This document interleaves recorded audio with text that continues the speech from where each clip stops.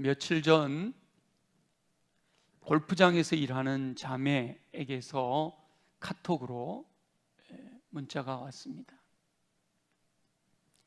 자매는 요즘 믿는 사람들로 인해 상처를 많이 받는다 라고 했습니다. 그리스도인이면서 자기보다 낮게 보이는 사람들에게 못돼도 너무도 못되게 군다 라는 내용의 문자였습니다. 그 표현 그대로예요. 못돼도 너무도 못되게 군다 라는 표현이었습니다. 골프장에서 함께 일하는 동료들은 기독교인이라면 모두가 고개를 절레절레 흔든다 라고 합니다. 이구동성으로 기독교인들이 가장 이기적인 사람들이라고 말한다고 합니다. 그 자매는 믿는 이들끼리 사랑하는 것도 좋지만 모르는 이에게 잔인하지는 않았으면 좋겠다 라고 문자를 보내왔어요. 그러면서 제발 자기들끼리만이 아니라 이웃도 생각할 수 있기를 원한다 라고 저에게 문자를 보냈고, 또 제가 답을 했더니 또 거기다 답을 보내온 거예요. 카톡의 문자를 받고 자매가 당했을 장면이 상상이 되었습니다.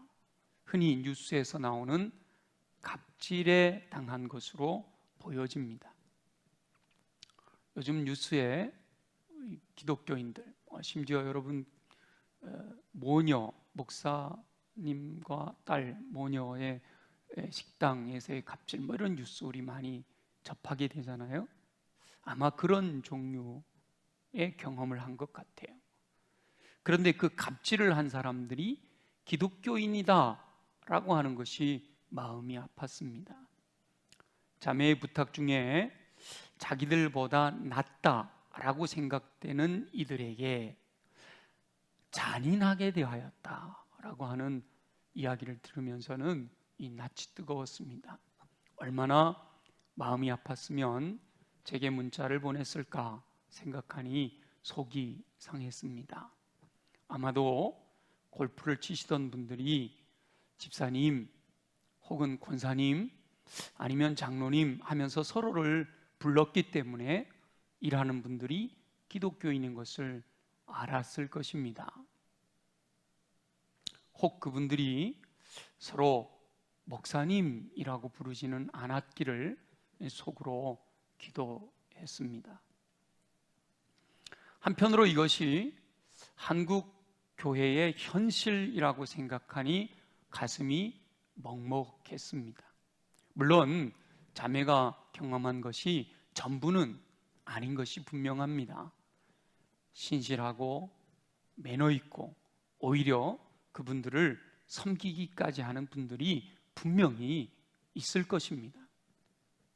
그럼에도 삶의 현장에서 그리스도인이라고 불리는 분들이 하나님께서 원하시는 뜻대로 살지 못하고 오히려 믿지 않는 이들에게 손가락질 당하고 있는 것이 현실임을 부정할 수는 없습니다. 코로나19 바이러스 상황에서 교회가 조롱당하는 것도 같은 맥락이지요. 물론 실상을 오해하는 사람들, 그리고 그 실상을 오해하게 만드는 매스컴의 영향도 있기는 하지만 삶의 현장에서 그리스도인들이 선한 영향력을 끼치지 못하기 때문에 발생하는 일이기도 하다라고 하는 것이 문제이지요. 우리 말씀을 들으시는 우리 모든 성도님들, 특별히 우리 수원성결교회 성도님들은 그렇지 않을 것이다 라고 기대해 봅니다. 그럼에도 오늘 말씀을 묵상하며 다시 한번 스스로의 믿음을 점검하고 삶을 돌아보는 기회가 되시기를 예수님의 이름으로 축원합니다. 스데반의 박해로 인하여 흩어진 몇 사람이 안디옥에 이르러 헬라인에게도 복음을 전했습니다. 그래서 그 안디옥에 많은 사람들이 회심하게 되었습니다. 그래서 예루살렘 교회에서는 안디옥 근처 구브로가 고향인 바나바를 안디옥으로 파송합니다. 바나바는 이 길리기아 다소에서 바울을 데려다가 함께 사역을 합니다. 바울은 다메섹 도상에서 예수님을 만나 삶이 변화되었는데 아무도 받아들여 주질 않으니까 고향 길리기아 다소에 가 있었는데요, 바나바가 그 바울을 데려다가 안디옥에서 함께 사역을 한 겁니다. 바나바와 바울이 1년간 안디옥에서 함께 사역을 했는데 그때 비로소 안디옥 교회 성도들이 그리스도인이라 불리기 시작했습니다.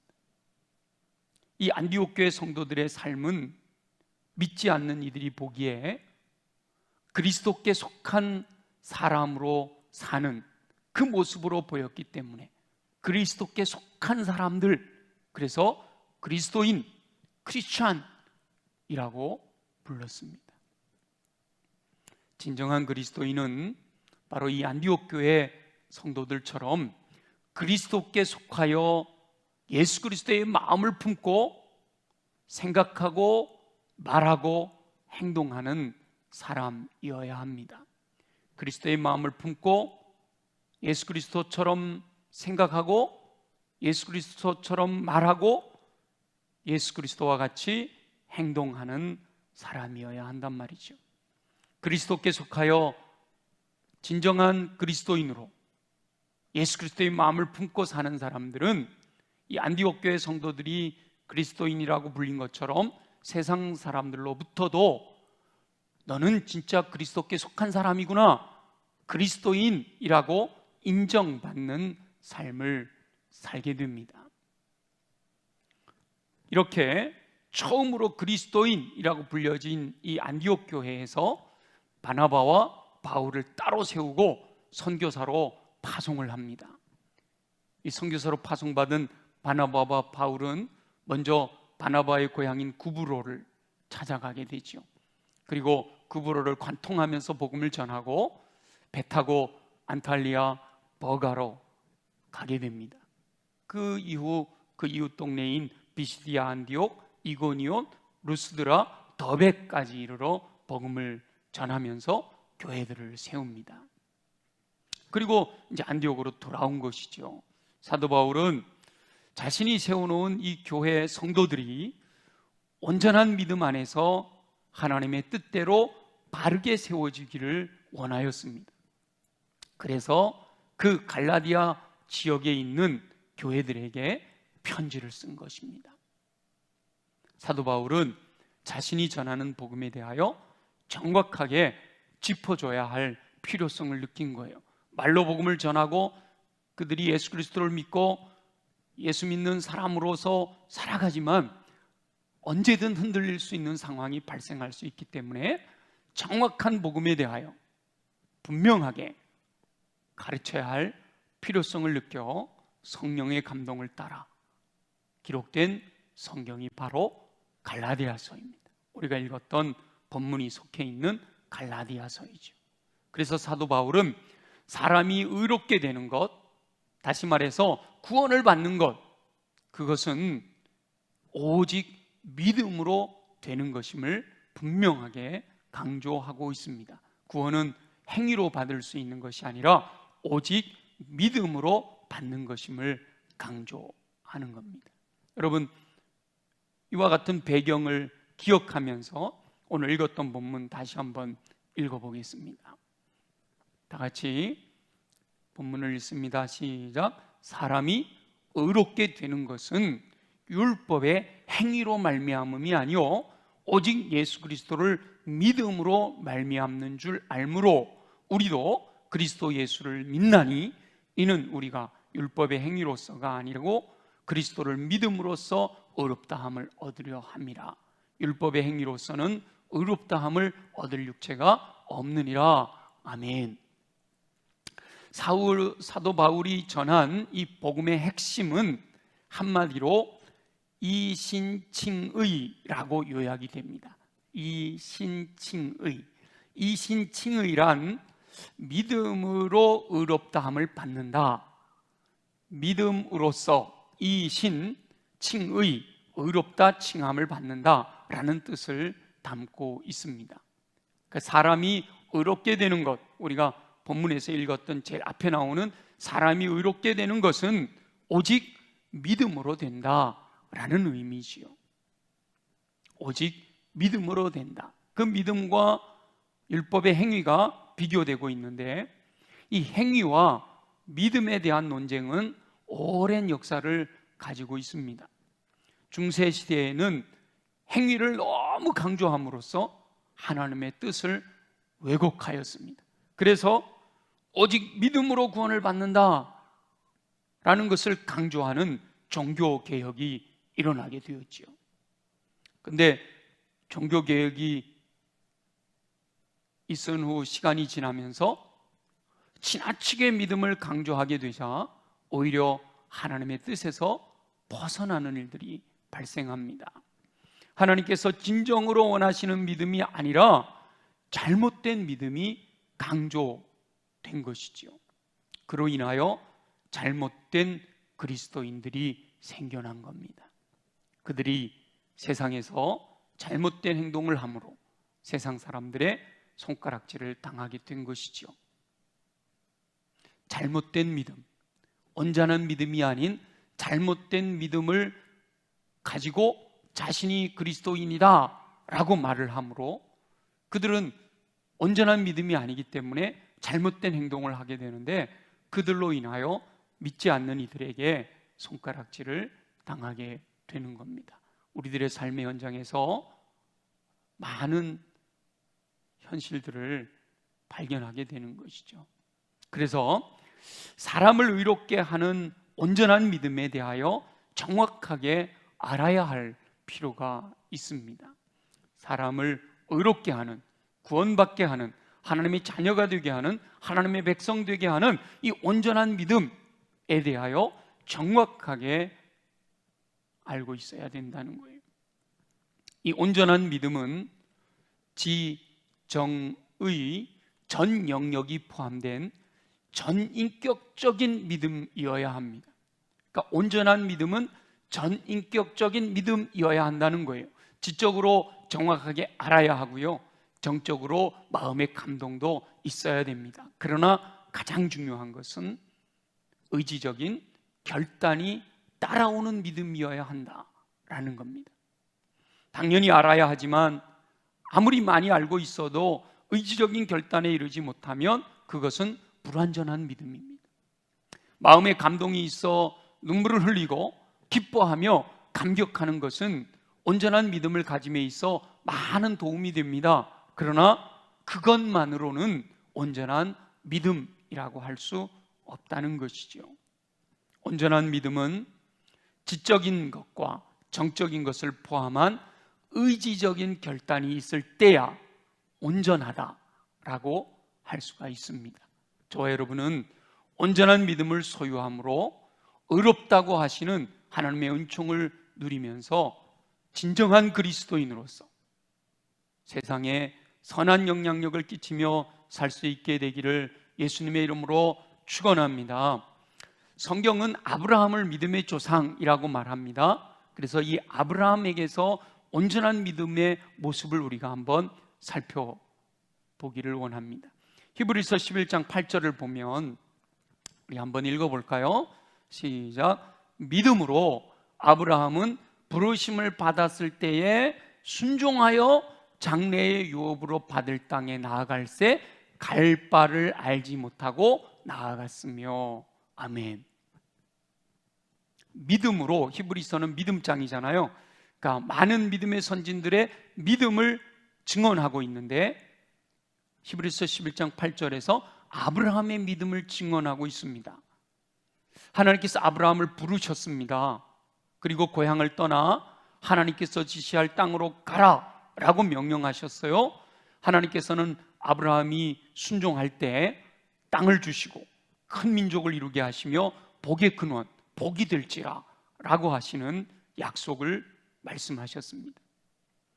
아브라함은 하나님께서 말씀하시는 뜻이 무엇인지 알았습니다. 하나님이 부르셨어요. 내가 너를 큰 민족이 되게 하겠다. 땅도 주겠다. 그리고 복의 근원이 되게 하겠다. 근데 뭘 해야 된다는 거예요? 이 고향을 떠나 내가 네게 지시할 땅으로 가라. 하나님이 말씀하시는 그 뜻이 무엇인지를 알았어요. 근데 그 아는 것만으로, 하나님께서 말씀하신 뜻을 아는 것만으로 아브라함에게 믿음이 있다, 아브라함이 믿음의 사람이로구나 하지 않는다는 것이죠. 성경에 아브라함의 감정에 대해서는 기록되어 있지 않습니다. 그러나 아브라함도 사람이니까 하나님의 말씀을 들었을 때 뭔가 감정이 있었겠죠. 그럼 여기서 우리는 거룩한 상상력을 동원해 봐야 합니다. 하나님의 약속과 명령을 들었을 때 아브라함에게는 어떤 감정이 있었을까? 유목민인 아브라함에게 땅을 주시겠다라고 말씀하셨습니다. 아들이 없는 아브라함에게 큰 민족을 이루겠다라고 말씀하셨습니다. 하늘의 별처럼 바다의 모래처럼 내 후손이 많아질 거다라고 말씀하셨어요. 그리고 복의 근원이 되게 하시겠다 말씀하십니다. 너를 축복하는 자를 내가 축복하고 너를 저주하는 자를 내가 저주하리라. 복의 근원, 복이 될지라 네가 복 그 자체가 될 거다라는 말씀을 하십니다. 여러분이 그런 말씀을 듣는다면 어떤 감정이 일어날 것 같으셔요? 그냥 뭐 그럴 수도 있지 이러고 마시겠어요? 저는 아마 하나님께서 저에게 이 아브라함에게 주신 말씀과 같은 말씀을 주신다면 가슴이 벅차올랐을 것 같아요. 와, 나도 정착할 수도 있구나. 나도 자녀가 생기는구나. 와, 하나님이 나를 이렇게까지 인정하시는구나. 아마 가슴이 벅차올랐을 거예요. 하나님이 무슨 말씀하신지 알았지요? 가슴에 벅찬 감동을 받았습니다. 그러나 그렇다고 해도 그것을 온전한 믿음이다 라고 하지 않습니다. 감동은 있으면 좋은 것이지만 없어도 무방한 것이기 때문이에요. 진정한 믿음은 히브리서 기자의 증언처럼 아브라함의 순종에 있습니다. 하나님이 무슨 말씀을 하시는지 지적으로 동의했습니다. 알았죠? 감정적으로 가슴에 벅찬 감격이 일어났습니다. 거기서 멈추었으면 이것은 진정한 믿음이라고 할 수가 없어요. 의지적인 믿음으로 아멘, 주님이 명령하시니 내가 고향, 친척, 아비 집을 떠나겠습니다. 내가 어디로 가야 될지를 알지 못하지만 주님이 지시하시는 대로, 하나님이 지시하시는 대로 순종하겠습니다. 의지적인 결단, 이 명령을 들었을 때 갈 바를 알지 못하였지만 하나님께서 지시하시는 그곳을 향하여 의지적인 결단을 가지고 순종한 것이죠. 바로 그 의지적인 결단으로 순종함으로 말미암아 온전한 믿음으로 인정을 받게 된 거예요. 믿음으로 아브라함은 갈 바를 알지 못하였지만 지시하시는 대로 순종했다. 그게 바로 믿음이었다라고 말씀하시죠. 아브라함은 100세의 아들을 낳았습니다. 그러나 하나님께서는 그 아들을 하나님께 번제로 드리라 라고 명령하십니다. 아브라함은 그게 무엇을 의미하는지 알았어요. 눈에 넣어도 아프지 않고 너무나도 귀하고 내 생명보다도 더 소중한 이 아들을 하나님께서는 번제로 드려라 라고 말씀하시는 거예요. 근데 그 사실을 알았다라고 하는 것이 그를 믿음의 사람 되게 하지 않습니다. 아브라함이 아들을 번제로 드리라 라는 명령을 들었을 때는 어떤 감정이었을까요?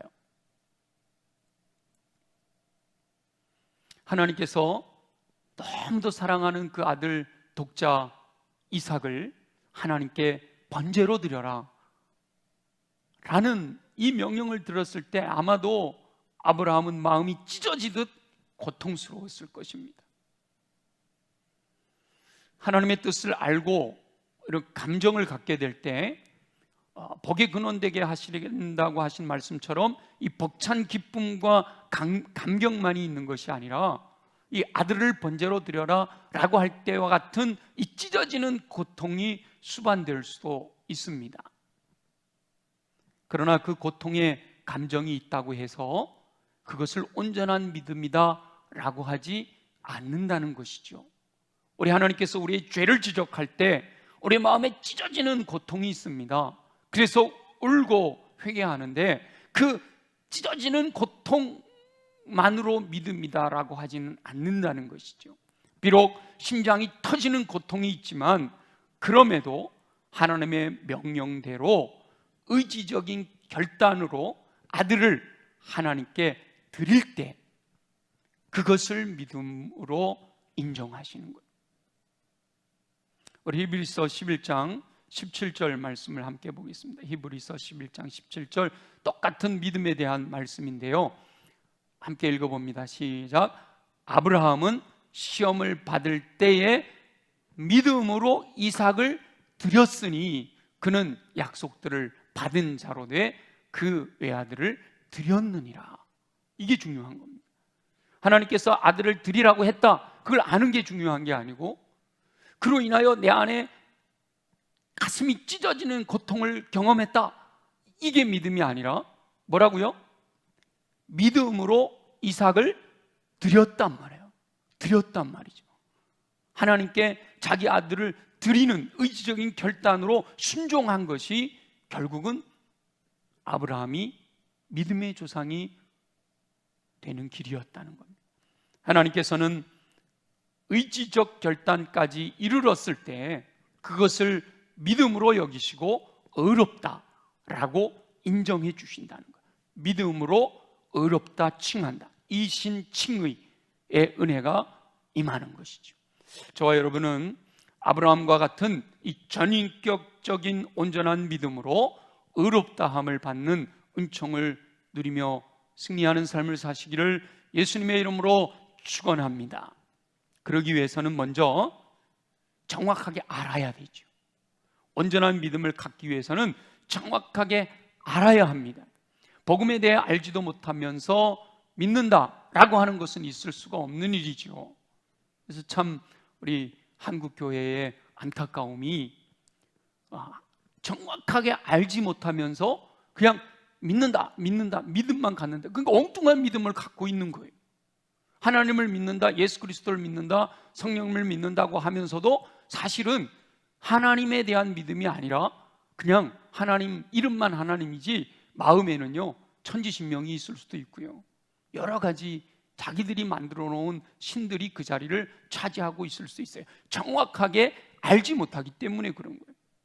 알지도 못하면서 믿는 것은 맹목적인 믿음일 뿐입니다.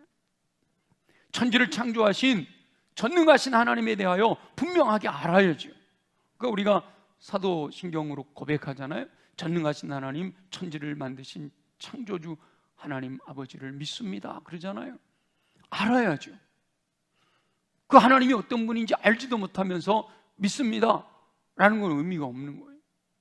인류를 구원하시기 위해 희생하신 예수 그리스도에 대해서 알아야 됩니다. 그분이 높고 높은 보좌를 내려놓으시고 인간의 몸을 입고 성육신 하셨을 뿐만 아니라 고난을 당하여 죽으시고 죽음을 이기고 부활하신 예수 그리스도에 대하여 분명하게 알아야죠.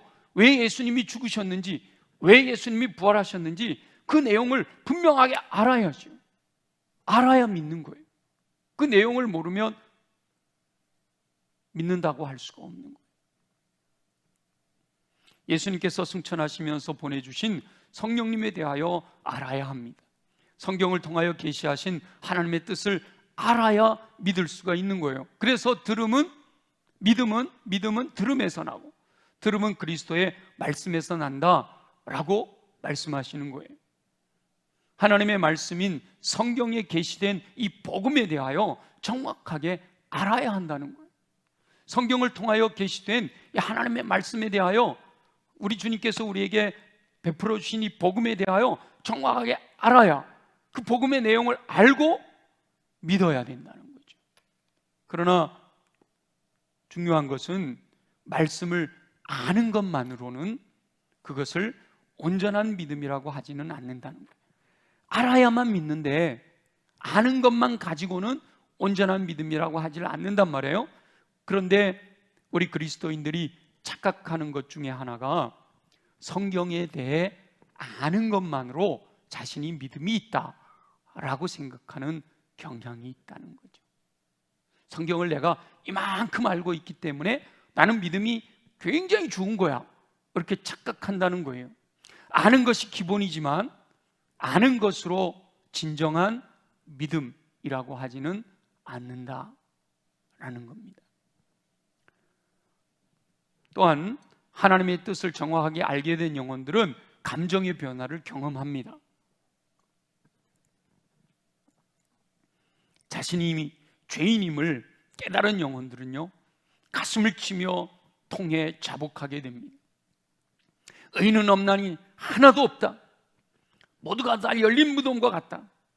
모든 사람이 죄를 범하였다 라는 말씀을 알고 깨닫게 될 때 그 영혼들이요, 가슴을 치며 통회 자복하며 울며 회개하는 것이죠.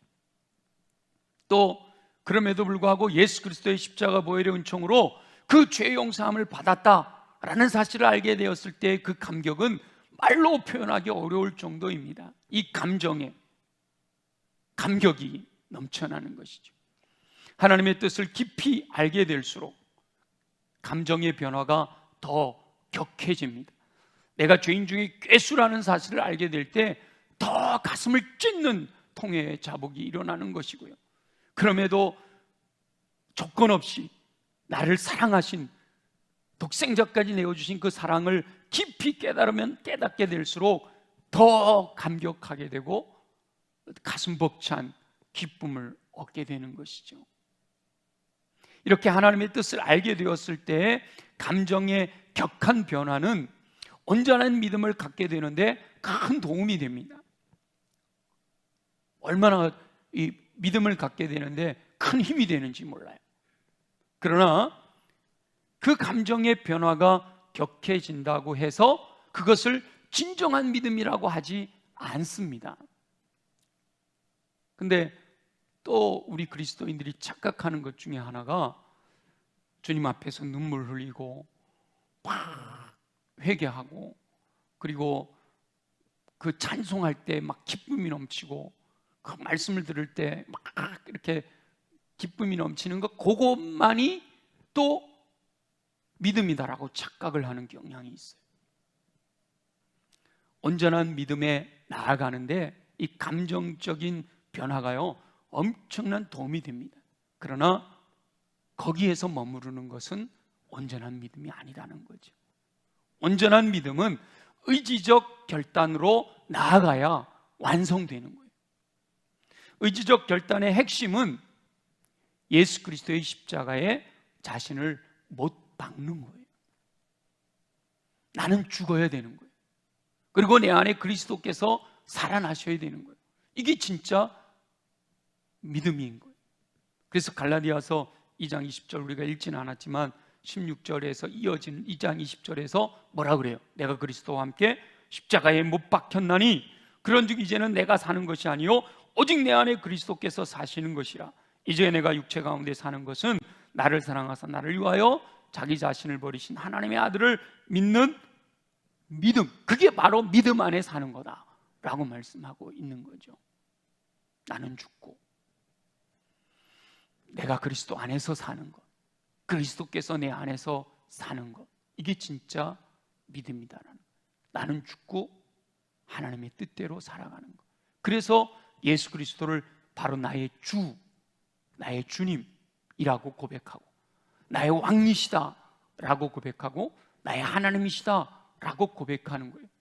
근데 이렇게 입술로만 나의 주, 나의 왕, 나의 하나님이라고 고백하는 거, 그 진짜 믿음 아니라니까요. 온전한 믿음은 정말 예수님이 나의 주님이십니다, 나의 왕이십니다, 나의 하나님이십니다. 그러니까 이제는 나는 죽고 내 생각은 없고 오직 주님이신, 주인이신 예수님의 명령 따라 살겠습니다. 왕이신 그 명령을 위하여 사약을 내리시더라도 성은이 만극하옵나이다 하면서 순종하겠습니다. 하나님의 백성답게 살겠습니다. 진정으로 그 명령을 따라 충성하며 사는 것을 온전한 믿음이다라고 하는 거예요. 내 뜻대로 사는 것이 아니라 오직 하나님의 뜻대로 사는 것이죠. 이렇게 내 뜻대로가 아니라 하나님의 뜻대로 사는 사람이 어찌 자기보다 낮은 사람이라고 잔인해도 잔인하게, 못돼도 못되게 굴 수가 있을까요?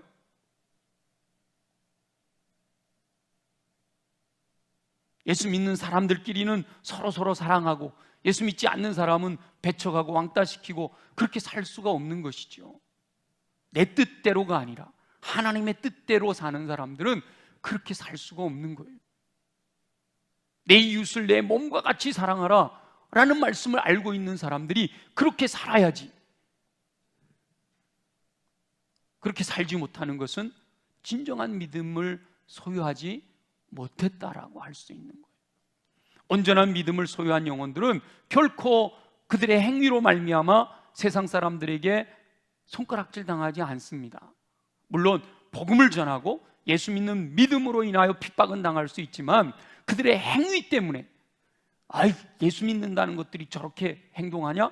이런 행위로 인하여 손가락질 당하지는 않는단 말이죠. 오히려 온전한 믿음을 소유한 영혼들은 세상에서 빛으로 소금으로 삶으로 말미암아 세상 사람들에게 칭찬을 들어 마땅한 삶을 살게 됩니다. 내 뜻대로가 아니라 하나님의 뜻대로 살기 때문에 그렇게 살아가는 영혼들은요, 세상 사람들이 와, 법 없이도 살 사람들이야. 야, 그래, 예수 믿는다 그러면 저렇게 살아야지. 나는 그렇게 살지 못하지만 야, 저렇게 사는 모습 보면 참 대단해. 이렇게 들어야 되는 거죠. 삶의 현장에서 기독교인들은 이기적이야. 5대 주님께서 이기적으로 살라고 말씀하셨어요. 베풀고 나누고 섬기라. 이기적인 것은 내 뜻이에요. 내 뜻. 나를 위한 거지요. 나는 죽어야지요. 주님이 원하시는 것은 베풀고 나누고 섬기라고 말씀하시는 거예요. 그 말씀 따라 사는 영혼들이 진짜 믿음의 사람들인 거예요. 저와 여러분은 성경에 기록된 하나님의 말씀을 정확하게 알고 온전한 믿음을 갖게 되시기를 간절히 소망합니다. 그리고 하나님의 사랑을 알면서 이 벅찬 감동을 날마다 경험하며 사시기를 소망합니다. 그러나 알게 된 대로, 마음의 감동대로, 실제로 의지적 결단을 통하여 하나님의 뜻대로 순종하는 그 온전한 믿음으로 말미암아 진정으로 의롭다함을 받는 저와 여러분들이 되시기를 예수님의 이름으로 축원합니다. 오늘 우리가 묵상한 갈라디아서는요, 로마서의 축소판이라고 할 수 있습니다. 짧게 읽으려면 갈라디아서를 읽고 좀 더 자세하게 복음의 진수에 대해서 알고 싶으면 로마서를 읽으라 그래요. 마침 8월과 9월 2달 동안 우리가 전 교인이 함께 아이들로부터 어른들까지 다 묵상하고 있는 날마다 솟는 샘물의 본문이 로마서예요. 로마서를 8월, 9월 2달 동안 묵상하게 됩니다. 하나님께 기도하는 가운데 이 2달 동안 온 성도들이 이 로마서의 매력에 깊이 빠져보는 시간으로 가지면 좋겠다라는 감동이 왔어요. 로마서는 복음의 진수를 기록하고 있습니다. 로마서를 어떤 분들이 성경 전체를 반지라고 한다면 이 로마서는 반지에 박혀있는 보석이다 이렇게 표현을 해요.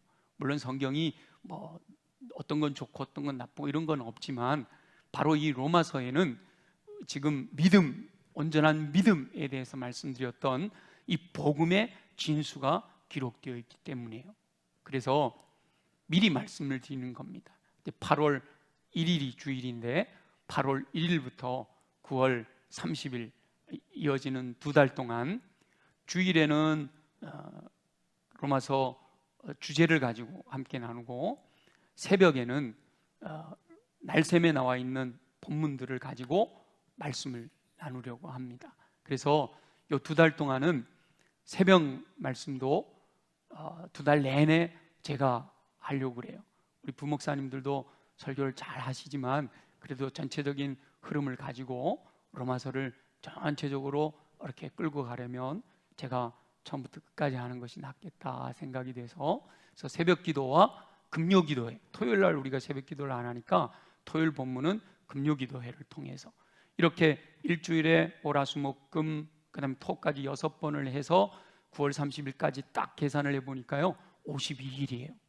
그래서 느헤미야가 성벽을 완성하던 그 52일하고 딱 날짜가 맞아서 그 52일 동안 새벽을 통하여 로마서를 1장 1절부터 끝까지 다 샅샅이 묵상을 하려고 해요. 그리고 주일 예배는 8월 1일부터 이제 10월 첫째 주까지 이렇게 이어지는 게 한 10번 정도 주일이 있게 되는데 그 중간중간 중요한 포인트를 가지고 또 함께 나누는 거. 그래서 8월 1일부터 9월 말까지는요 한 두 달 내내 로마서만 가지고 깊이 함께 묵상을 하려고 합니다. 그래서 실시간으로 또 참여 못하시는 분들은 뭐 설교만이라도 따로 영상을 유튜브에 올려놓든지 전 교인들에게 좀 나눠주든지, 그래서 모든 분들이 두 달 동안에는 로마서를 1장 1절부터 끝절까지 다 깊이 한번 묵상할 수 있는 그런 기회를 가지려고 합니다. 온 성도들이 함께 로마서의 은혜 속에 잠기는 기회가 될 수 있기를 소망합니다. 오늘 본문에 사람이 의롭게 되는 것, 오직 믿음으로 되어진다, 이 신칭의, 그것이 바로 로마서에서 강조하고 있는 내용이거든요. 아무쪼록 기대하는 마음으로 저와 여러분 모두가 복음의 진수를 묵상할 수 있게 되어서 하나님께서 인정하시는 온전한 믿음의 삶을 통해 세상 사람들에게 선한 영향력을 끼치며 하나님께 영광 돌려드리는 삶을 살 수 있게 되시기를 예수님의 이름으로 축원합니다. 우리 주신 말씀을 기억하면서 오늘 사람이 의롭게 되는 것은 오직 믿음으로 되어진다. 그 믿음이란 지적인 동의가 반드시 필요하고 감정적인 감동도 있어야 되고, 그러나 가장 중요한 것은 의지적인 결단을 통해 믿음으로 순종하는 삶, 나는 죽고 내 안에 그리스도께서 사시는 삶, 예수님이 나의 주, 나의 왕, 나의 하나님이심을 분명하게 고백하고 그 말씀대로 살아가는 삶이 있어야 함을 우리에게 말씀해 주시는 그 말씀을 기억하고 우리 모두 그렇게 살기를 소원합니다. 다 같이 함께 통성으로 기도하겠습니다. 모든 성도들이 의지적 결단에 이르기까지 온전한 믿음으로 살기 원하시는 우리의 주 여호와 아버지 하나님, 믿음이 있노라고 하면서 온전한 믿음으로 살지 못했던 삶을 용서하여 주시기를 간절히 소망합니다. 수많은 그리스도인들이 믿음이 있노라 하면서 오히려 하나님의 영광을 가리는 삶을 살고 있음을 회개하오니 용서하여 주옵소서. 하나님께서는 그리스도인들이 세상에서 빛으로 소금으로서의 역할을 감당함으로 선한 영향력을 끼치며 살기를 원하시는 줄 믿습니다. 그러나 온전하지 못한 믿음으로 인하여 오히려 손가락질 당하는 것이 현실임을 고백하며 회개하오니 용서하여 주옵소서. 그리스도인이라 불리는 영혼들이 온전한 믿음을 갖게 되기를 소원합니다.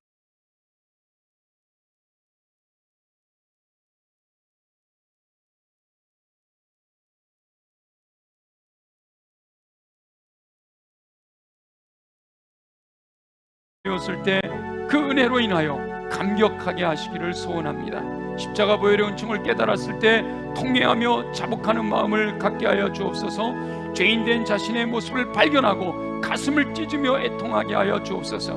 그러나 온전한 믿음을 갖기 위해 의지적 결단을 통해 예수 그리스도를 자신의 주와 왕과 하나님으로 영접할 수 있게 하여 주옵소서. 영접한 영혼들은 그리스도와 함께 십자가에 죽고 오직 예수 그리스도 안에서 하나님의 뜻대로 믿음으로 살아가는 온전한 믿음의 삶을 살아가게 하여 주옵소서. 이와 같이 온전한 믿음으로 인하여 세상에 선한 영향력을 끼치며 하나님께 영광 돌려드리는 삶을 살게 되기를 소원합니다.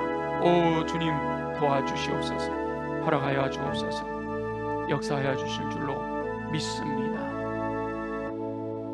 살아계셔 역사하시는 우리 주 여호와 아버지 하나님, 오늘 사람이 의롭게 되는 것은 오직 예수 그리스도를 믿음으로 되는 줄 안다라는 사도 바울을 통한 하나님의 말씀을 듣게 됩니다. 주님, 현실은 그리스도인이라고 불려지면서도 온전한 믿음으로 살지 못하여 하나님의 영광을 가리는 사건들이 너무나도 많이 들려오는 이때에 주님, 우리는 예수 그리스도를 온전한 믿음으로 모셔 우리 하나님이 우리를 의롭다 여겨주시는 그 은혜를 누리며 하나님의 영광을 나타내며 살아갈 수 있도록 도와주시기를 소원합니다. 주님, 그렇게 의지적 결단을 통하여 나는 죽고 그리스도를 믿는 믿음 안에 살아가기를 소망하고 결단하는 영혼들을 육체로 강하게 하셔서 능히 감당할 수 있도록 도와주옵소서. 우리 연약한 부의 손원과 함께 기도합니다. 또 우리 예배하는 모든 분들, 육신이 연약한 영혼들 믿음으로 우리 연약한 부의 손원과 함께 기도하겠습니다. 나사렛 예수 이름으로 명하노니 모든 육체의 질병은 뿌리째 뽑혀 떠나갈지어다. 독수리 날개침 같은 쉐임이 공급되어져 걸어가도 피곤치 않고 뛰어가도 고단치 않는 강건함으로 온전한 믿음을 가지고 주의 영광 위에 살게 하여 주옵소서. 우리 가슴에 손을 얹고 기도합니다. 악한 영은 우리 마음을 무너지게 하고 우리 마음에 더러운 것들을 심어놓아 하나님 뜻대로 살지 못하게 하지만 이 시간 나사렛 예수 이름으로 명하노니 모든 어둠의 권세는 묶임을 받고 떠나갈지어다. 우리 안에 있는 더러운 것들은 예수 보혈의 능력으로 명하노니 정결하게 깨끗하게 새롭게 될지어다. 그리하여 새롭게 된 마음에 임하시는 하나님의 말씀으로 인하여 말씀을 듣고 깨닫고 수용하여 순종함으로 인내하는 귀한 영혼들마다 30배, 60배, 100배의 풍성한 열매 거둘 수 있도록 역사하여 주시옵소서. 무엇보다 성령으로 충만하게 하셔서 육체의 소욕을 따라 살지 않게 하시고 성령을 따라 삶으로 말미암아 풍성한 열매 넘치는 은사로 주의 영광 위에 쓰임받는 귀한 일꾼들 되게 하여 주시옵소서. 허락하실 주님을 기대합니다. 영광을 받아 주옵소서. 감사합니다. 예수님의 이름으로 간절히 기도드립니다.